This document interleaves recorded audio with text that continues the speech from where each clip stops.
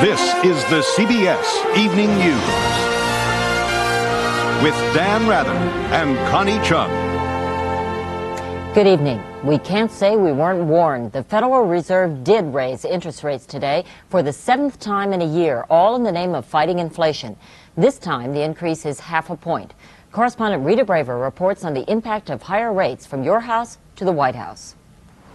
As usual, the Fed's governors made their decision behind closed doors. They issued only a terse statement that despite tentative signs of some moderation in growth, today's move was necessary to keep inflation contained. The action will lead to higher rates on the interest that banks charge their customers, and the 6 previous increases in the last year have already hit Americans right in the wallet.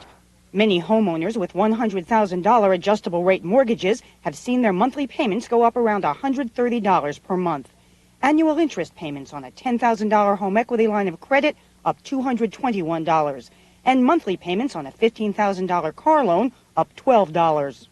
Though administration sources say the president is privately unhappy about the increase, he had no public comment today except to express confidence in his own policies. The economy's in good shape. We're doing our best to keep it going. But other Democrats blasted the Fed. A small group of powerful bankers and economists who believe their control over our money supply is to be used to serve their friends and masters on Wall Street, not Main Street America. They have splashed cold water on this economy, and it's working men and women who are going to catch the cold. But Wall Streeters say the Fed is just trying to be prudent. The problem is that the Federal Reserve is always trying to take the punch bowl away before the party gets too wild. And the feeling is that if the Fed would let the economy grow at, let's say, 4% or higher, as it did last year, it would cause the economy to overheat.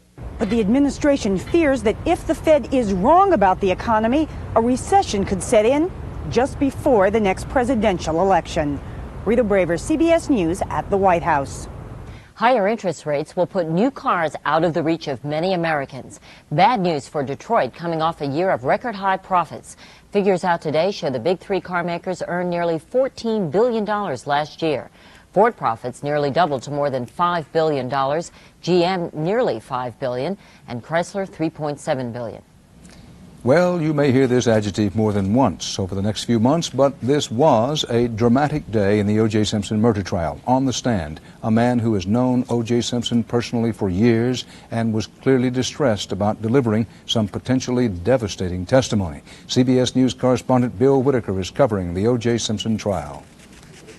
First witness today, a former Los Angeles police officer. Not one of the many the defense has labeled racist, incompetent, or sinister. This one, Ron Shipp, was a longtime friend of O.J. Simpson, a witness for the prosecution. Do you and the defendant remain friends today?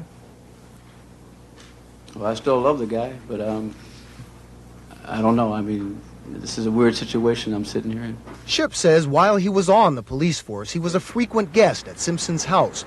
Then, 2 days after the infamous New Year's Day 1989 spouse abuse incident, Shipp says Nicole called him.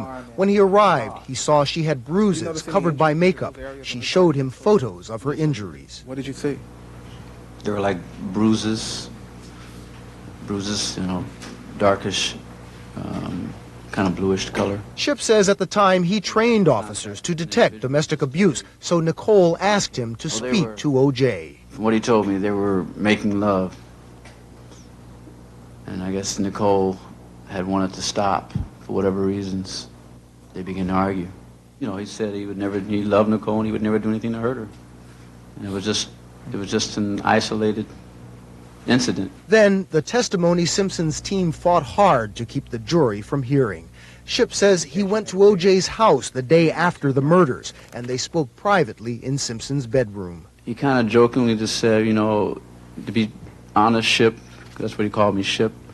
He said, I've had some dreams of killing her. Shipp said the murders had him in such a state of shock, so much so he didn't want to tell anyone what Simpson had said, not the police.